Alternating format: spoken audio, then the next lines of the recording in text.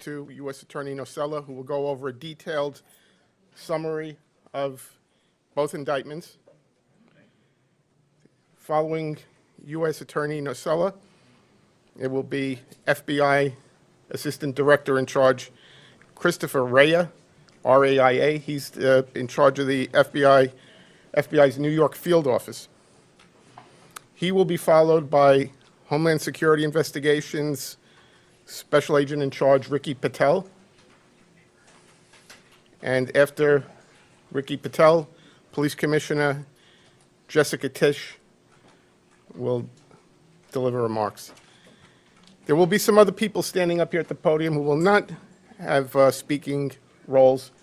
You may recognize some of them. It'll be Chief of Detectives Joe Kenny will be up here, but he will not make remarks. Homeland Security Investigations Special Agent in Charge Mike McCarthy from Newark will be standing up here also.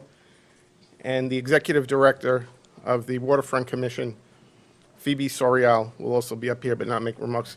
The U.S. Attorney is going to introduce them in his welcoming remarks. We will take some questions after all of the speakers have finished speaking. We're not going to take any off-topic questions. We're just taking questions on the two indictments here today. The indictments are unsealed right now, so we have copies of the, well, it looks like most of them are gone now, but there were copies of the indictments and the detention letter on that table. And I'm going to email them out to everyone on our media list as well. You will see that in the detention letter, which is the organized crime case, the rigged poker game case, there are pictures in that filing. You're free to use the pictures that are in the filing, or if you want JPEG copies of the pictures, we've put them in a Dropbox. So if you want the JPEG versions of those pictures, send me an email, and I'll send you an invitation to the Dropbox, so you'll have access. You can then download those pictures, okay? And as to probably two of the defendants here that are getting the most media interest, Chauncey Billups and Terry Rozier, they're going to appear in federal courts in the districts where they were arrested. Terry Rozier will be appearing in federal court in Orlando, Florida, sometime this afternoon. I can't tell you precisely, but sometime around 1 or 2 o'clock. Chauncey Billups in federal court in Portland. I don't know approximately what time that would be. They will both be arraigned on their indictments. They're in separate indictments, but they'll be arraigned on their indictments here in Brooklyn at a future date. The defendants that were arrested here in our area will be arraigned across the street sometime this afternoon. I believe there's about 31 people in custody, and there will be some who will self-surrender. So that's where things stand right now, okay? So I'm going to go get the speakers, and we'll start in a couple of minutes, okay? Anybody have any questions? Your email address? It's John, John, dot Marzulli, Marzulli, at usdoj.gov. Thank you. Okay, see you in a couple of minutes. Can you spell your last name again? Marzulli.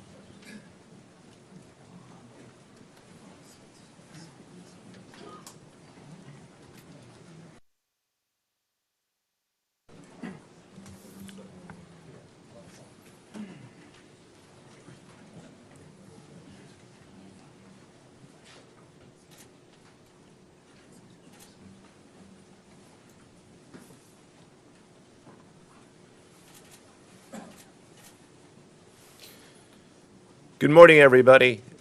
My name is Joseph Nocella. I am the United States Attorney for the Eastern District of New York.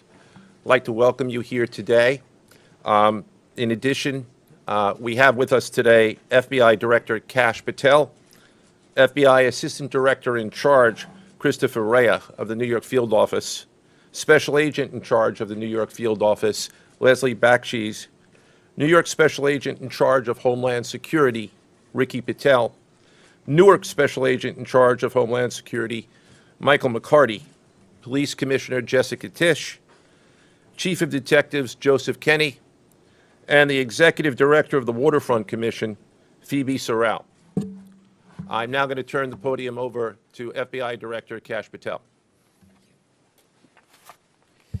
Good morning. Today we are here in New York to announce a historic arrest across a wide-sweeping criminal enterprise that envelops both the NBA and La Casa Nostra. The men and women up here standing with me represent a small portion of the leadership team that brought profound justice in an era that needed it more than any. I'll just highlight some of the details in the case and the FBI work, and then you'll hear from the others. But as you now know, individuals such as Chauncey Billups, Damon Jones, and Terry Rozier were taken into custody today, former, current NBA players and coaches. What you don't know is that this is an illegal gambling operation and sports rigging operation that spanned the course of years. The FBI led a coordinated takedown across 11 states to arrest over 30 individuals today responsible for this case, which is very much ongoing. Not only did we crack into the fraud that these perpetrators committed on the grand stage of the NBA, but we also entered and executed a system of justice against La Casa Nostra to include the Bonanno, Gambino, Genovese, and Lucchesi crime families. And you'll hear more about those details today. The charges and the arrests that were taken down across this country range from wire fraud, money laundering, extortion, robbery, illegal gambling. This FBI will leave no room for any perpetrator of crime across this country. You hear a lot about our work of defending the homeland and crushing violent crime. Well, this work is also representative of a colossal portion of the FBI's mandate to keep America safe and to keep our entertainment industry fair and secure. The men and women that are standing up here today worked tireless hours, days, months, and years. And the fraud is mind-boggling. It's not hundreds of dollars. It's not thousands of dollars. It's not tens of thousands of dollars. It's not even millions of dollars. We're talking about tens of millions of dollars in fraud and theft and robbery across a multi-year investigation. And we could not have done it without our interagency partners that are before us today. The NYPD, HSI, and teams of law enforcement officials from around the country made this day possible.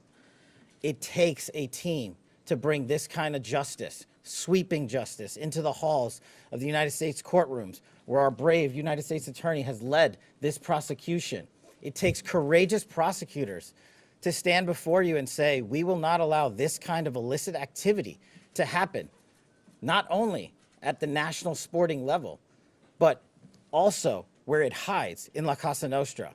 And when these two collided together, they perpetrated a fraud that is historic in terms of not just money, but the scheme and the deceit that they utilize to steal and swindle people from money, to include crypto fraud.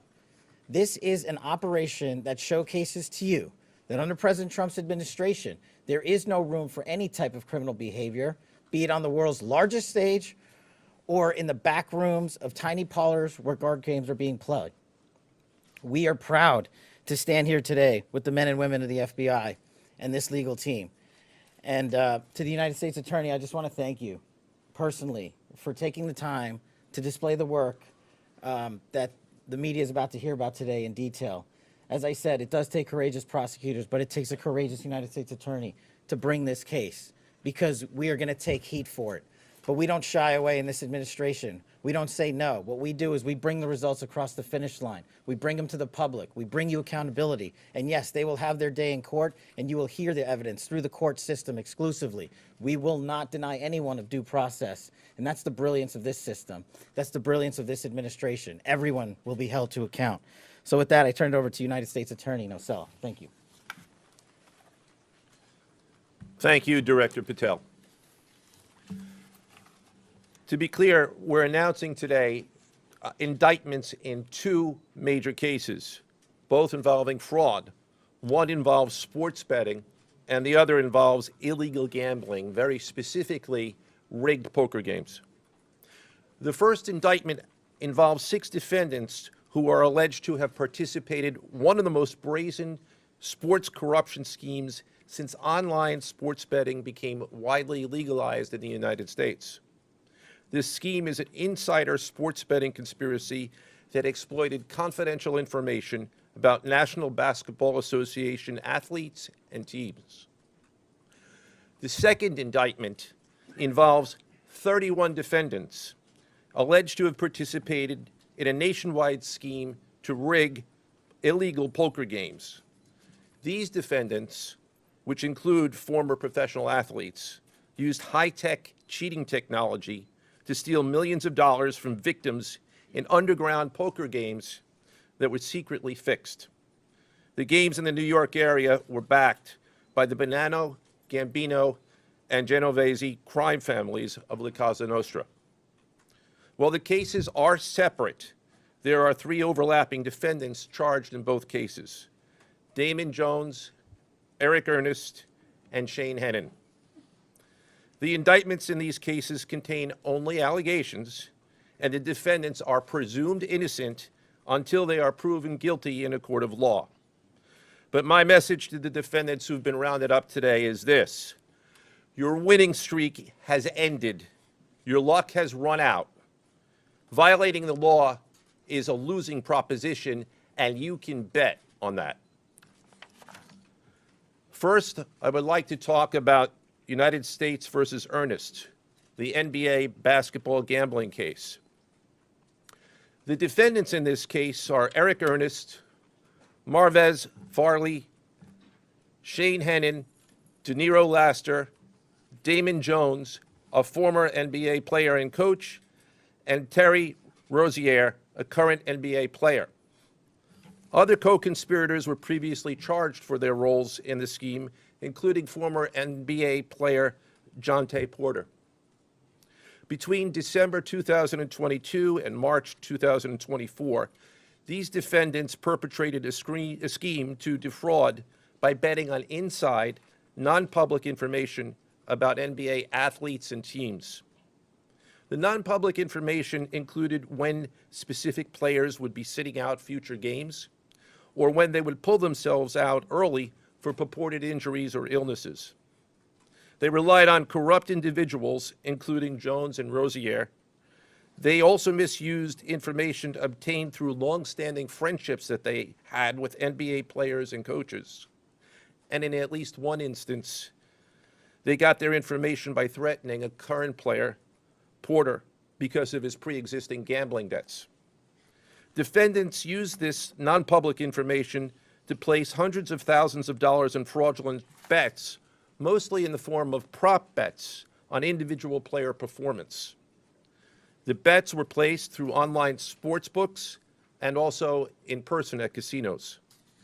The defendants relied on a network of straw bettors to place the maximum amount of bets to increase their potential profits. Most of these bets succeeded, and the intended losses were in the millions of dollars. The defendants then laundered their illegal winnings in various ways: peer-to-peer platforms, bank wires, and simple cash exchanges. The indictment details specific examples where the defendants profited from illegal gambling and illegal betting on various NBA games about the performance of players on, among other things, the Charlotte Hornets, the Portland Trail Blazers, the Los Angeles Lakers, and the Toronto Rangers. Each defendant in the NBA basketball gambling case has been charged with conspiracy to commit wire fraud and conspiracy to commit money laundering. Now, I would like to turn to the other case, United States versus Aiello, the rigged poker game case. Beginning as early as 2019, the defendants in this case orchestrated a scheme to use wireless cheating technology to run rigged poker games across the United States, including in the Hamptons, Las Vegas, Miami, and Manhattan. The scheme targeted victims known as, quote, fish, who were often lured to participate in these rigged games by the chance to play alongside former professional athletes who were known as, quote, face cards. The so-called face cards included the defendant Chauncey Billups, who at the time of the scheme was a former NBA player and is currently the head coach of the Portland Trail Blazers, and also Damon Jones, a former NBA player and coach. What the victims, the fish, didn't know is that everybody else at the poker game, from the dealer to the players, including the face cards, were in on the scam. Once the game was underway, the defendants fleeced the victims out of tens or hundreds of thousands of dollars per game. The defendants used a variety of very sophisticated cheating technologies, some of which were provided by other defendants in exchange for a share of the profits from the scheme. For example, they used off-the-shelf shuffling machines that had been secretly altered in order to read the cards in the deck, predict which player at the table had the best poker hand, and relay that information to an off-site operator. The off-site operator sent the information via cell phone back to a co-conspirator at the table, and that person at the table was known as the quarterback. The quarterback then signaled secretly the information he had received from to others at the table, and together they used that information in order to win their games and to cheat the victims. Defendants used other cheating technologies such as poker chip tray analyzers, which is a poker chip tray that secretly reads cards using a hidden camera, special contact lenses or eyeglasses that could read pre-marked cards, and an X-ray table that could read cards face down on the table. What you see depicted on the screen right now is an example of the X-ray table that reveals the cards. Although they are face down on the table, they can be read because of the X-ray technology. The Mafia, specifically members and associates of the Bonanno, Gambino, and Genovese organized crime families, had pre-existing control over non-rigged, illegal poker games around New York City. As a result, they also became involved in the rigged poker games, helping to organize the games and taking a cut of the proceedings, and working to enforce the collection of debts. The defendants laundered their proceeds, including through cash exchanges, the use of multiple shell companies, and through cryptocurrency transfers. As part of the scheme, some of the defendants and their co-conspirators also committed acts of violence, including the gunpoint robbery of a person in order to obtain a rigged shuffling machine, and extortions that were perpetrated against victims in order to ensure that they repaid their gambling debts. Defendants who participated in the rigged poker scheme are charged with wire fraud conspiracy. Other defendants have been charged with crimes including illegal gambling, money laundering, Hobbs Act robbery, and extortions. This case demonstrates our office's unrelenting commitment to fighting the scourge of organized crime in whatever form it takes. I'd like to conclude my remarks by thanking the incredible hard work of our law enforcement partners, including the FBI, Homeland Security, the NYPD, and the Waterfront Commission. I also want to thank the dedicated prosecutors who built these two cases and who are standing to my right. Benjamin Weintraub, David Bourbon, Caitlin Farrell, Michael Gibaldi, Irisa Chen, and Sean Sherman. They had the assistance of paralegal specialists Liam McNett, John Schneider, Marlene Bosler. Also deserving of our thanks, because of their outstanding investigative work on the NBA case are FBI Special Agents Russell Lantier, Dominic Mariani, Amy Giaroso, Shane Wilkins, and Supervisory Special Agent Luke Hardison.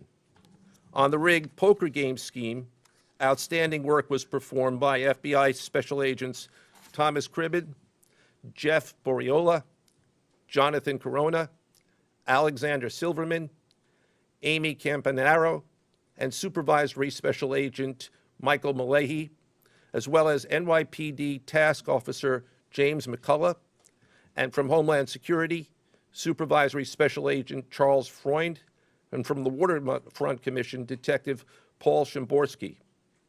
Finally, I want to note that the investigations in both cases are ongoing, and we encourage anyone with information about either scheme to please contact the FBI. Now I would like to turn the podium over to Special Agent in charge of the New York Field Office, I should say the Assistant Director in charge of the New York Field Office of the FBI, Christopher Rea. Chris?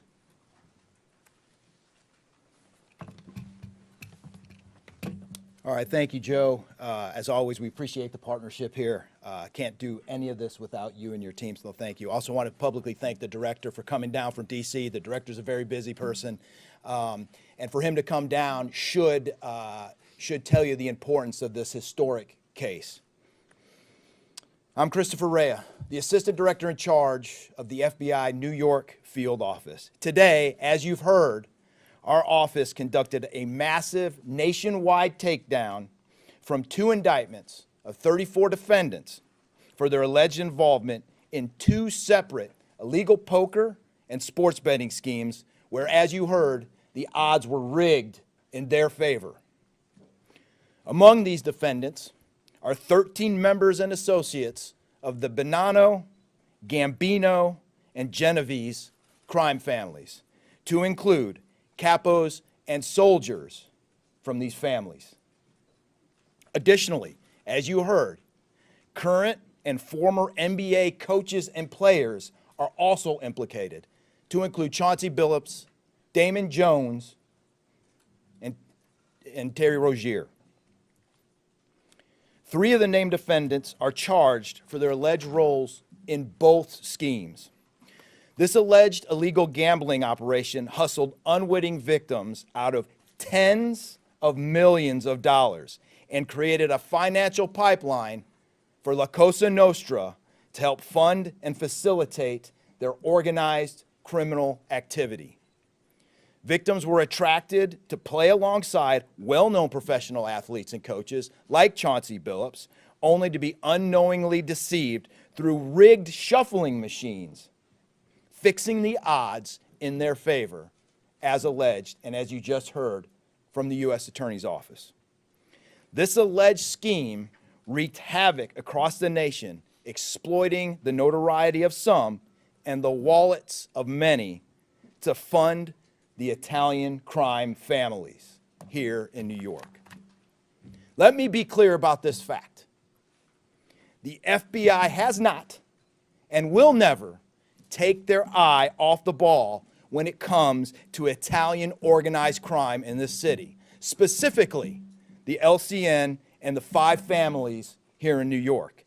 We are not going to permit any criminal enterprise, whether it be Italian organized crime, Asian organized crime, Eurasian organized crime. We're not going to permit any of those organized crimes, families, and organizations to operate in our city or our country, as evidenced by the 11 states that were also participating in this operation today.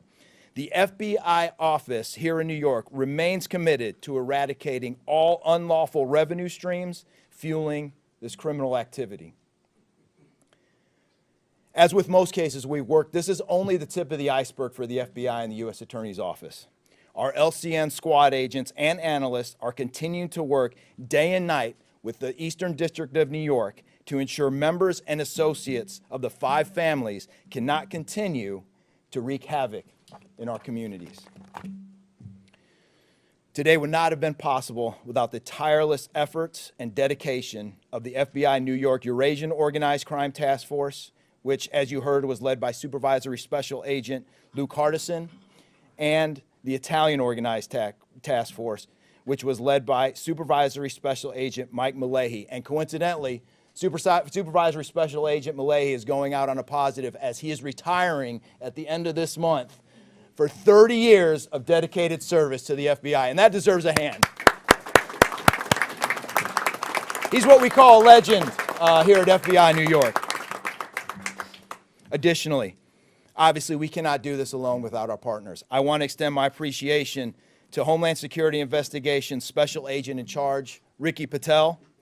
Of course, we do nothing in this city without the NYPD. New York City Police Department Commissioner Jesse Tisch, thank you, ma'am, for all your work and all your resources that you dedicated to this. And New York Waterfront Commissioner Phoebe Soriel for their agency's assistance and support throughout this lengthy and complex investigation.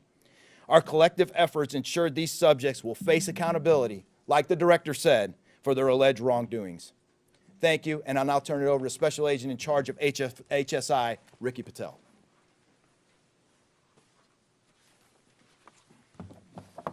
Thanks, Chris. Good afternoon, everyone. My name is Ricky Patel. I'm the Special Agent in charge for Homeland Security Investigations here in New York. This morning, hundreds of special agents and investigators with HSI, the FBI, the New York Waterfront Commission, and the NYPD descended upon the homes of individuals who for years have operated with the false sense of impunity, a false sense of incivility. In the early hours of today, across 9 states, coast to coast, dozens of defendants were arrested and will face the consequences of their alleged crimes. This was their wake-up call. With the alleged involvement of 3 La Cosa Nostra crime families, 1 NBA head coach, a Hall of Famer, no less, and former NBA players, the years of investigative work that culminated with this morning's operation seem reminiscent of a Hollywood movie. But this wasn't luck, and this wasn't theatrics. This was an evidence-driven, relentless, and unified effort among law enforcement. Through what we have dubbed Operation Royal Flush, HSI New York, along with our task force personnel from the Waterfront Commission, first uncovered this scheme more than 4 years ago. Agents and investigators dedicated countless hours and sleepless nights in identifying the criminal network, dissecting communications and patterns, and following the money with precision. We built a case, piece by piece, and what we discovered was a sprawling criminal enterprise that utilized cutting-edge technology and various methods of deception to dupe unsuspecting gamblers into paying up so that these defendants could cash out. As alleged, this sophisticated conspiracy cheated victims out of at least $7 million and placed the public and the defendants alike at risk. This case involved global reach, financial depth, and the patience to dismantle complex financial criminal enterprises from the inside out. When criminal organizations attempt to launder profits through our country, HSI connects the dots and shuts it down. To anyone who thinks intimidation, fraud, or violence will shield their profits, understand this. If you are exploiting our communities, expect HSI and all of our law enforcement partners at your door.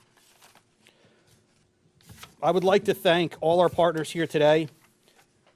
Obviously, the United States Attorney's Office for the Eastern District of New York, the Waterfront Commission, the FBI, the NYPD, and the prosecutors that will carry this forward. Today's arrests are not an endpoint. They are the start of accountability. Thank you, and I now turn it over to Police Commissioner Jessica Tisch.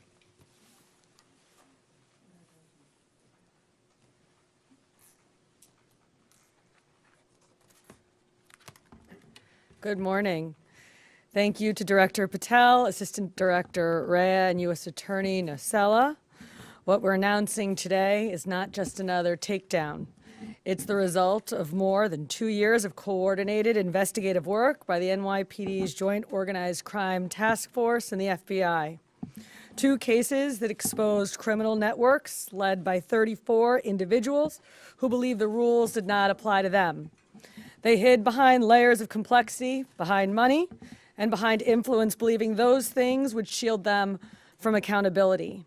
The first case, Operation Nothing But Bet, exposed a gambling ring built around professional basketball, where players and associates allegedly used inside information to manipulate prop bets on major sports betting platforms. They placed wagers on unders on players to score less, rebound less, assist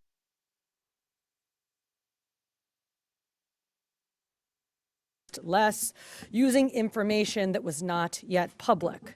In some instances, players altered their performance or took themselves out of games to make sure that those bets paid out.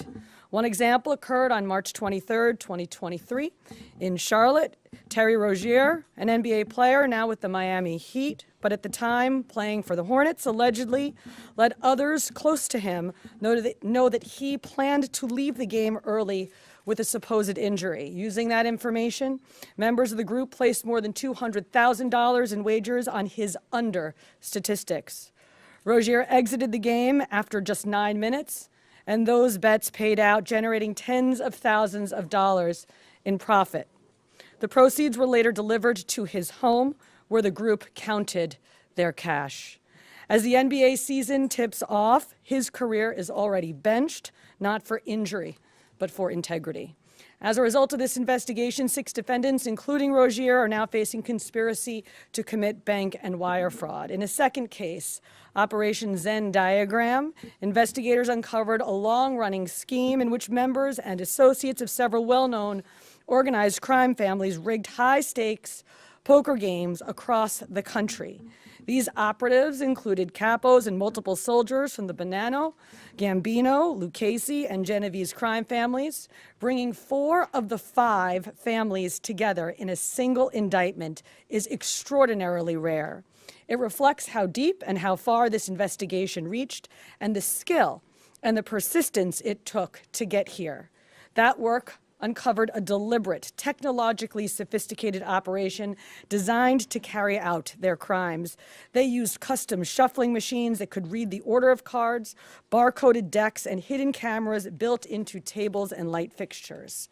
The organizers also enlisted well-known public figures, former and current NBA players and coaches, including Chauncey Billups, the head coach of the Portland Trail Blazers, an NBA champion and a Hall of Famer, to make the games appear legitimate. Victims believed that they were sitting at a fair table. Instead, they were cheated out of millions. One victim in particular lost $1.8 million. In total, losses exceeded $7 million and continue to climb. And when people refused to pay, these defendants did what organized crime has always done. They used threats, they used intimidation, and they used violence. It's the same pattern that we have seen for decades: traditional mob enforcement methods combined with new technology to expand the reach of their operations. Now, with the unsealing of today's indictment, 34 individuals are facing charges, including robbery, extortion, money laundering, wire fraud, bank fraud, and illegal gambling. I want to commend the outstanding work of our detectives from the Joint Organized Crime Task Force and their dedication to these cases, especially Captain Ruben Pagan, Sergeant Chris McGuire, Detective Alexander Creamer, Detective James McCullough, and of course, our Chief of Detectives, Chief Kenny. As part of these investigations, our members recovered and reviewed thousands of hours of video, conducted extensive surveillance on illegal gambling locations across the city, and executed more than 24 search warrants on electronic records that revealed the true extent of this conspiracy. Once again, the work of our detectives, together with the FBI and the U.S. Attorney's Office, closed those gaps before they could widen further. The NYPD is proud to stand with each of you today, as these cases represent the kind of partnership that defines modern law enforcement agencies, sharing intelligence, coordinating resources, and moving as one team. Thank you.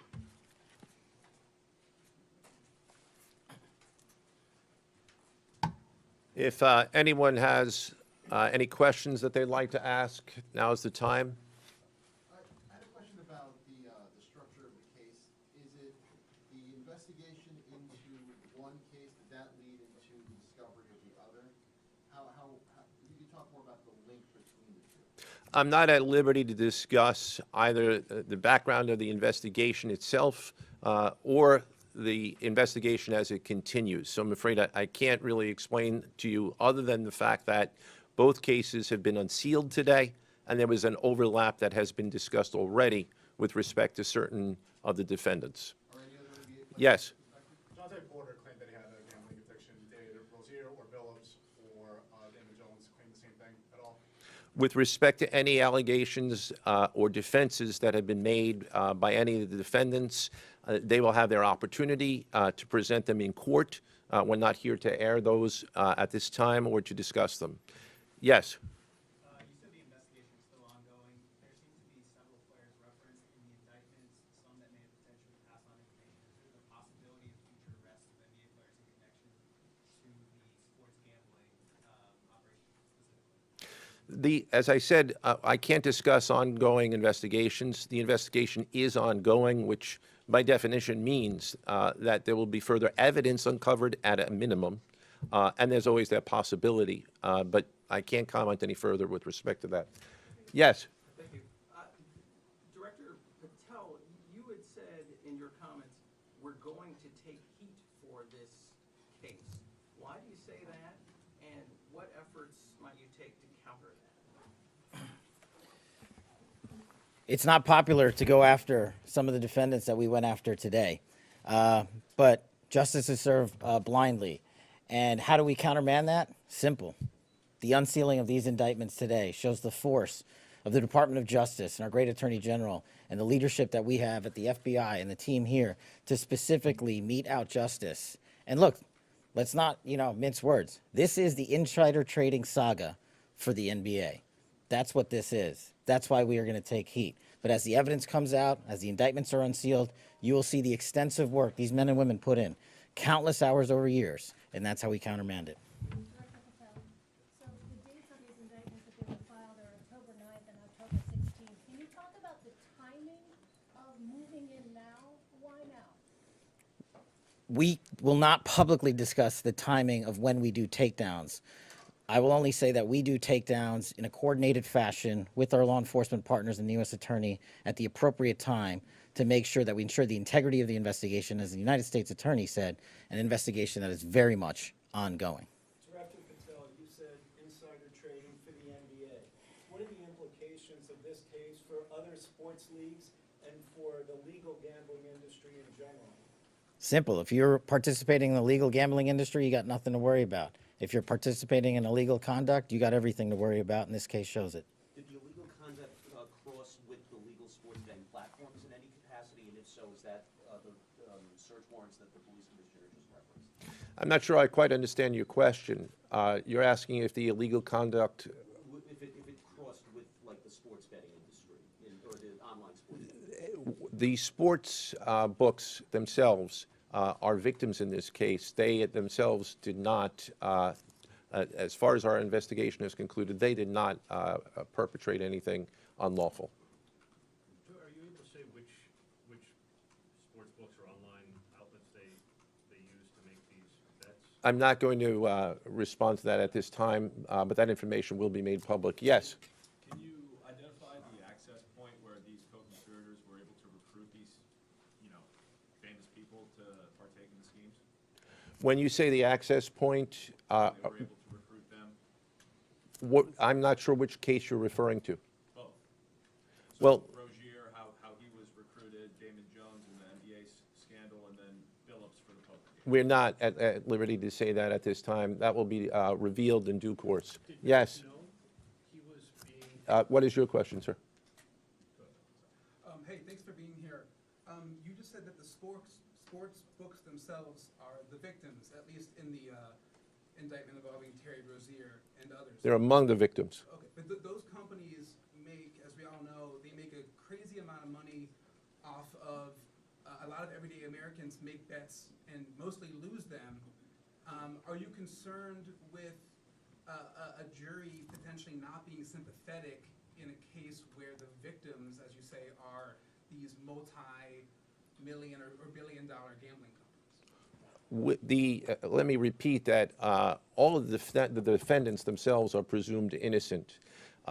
we believe that at a trial, when they have the opportunity to present their defenses if they chose, because they're not required to, we will come forward with the evidence to demonstrate their guilt.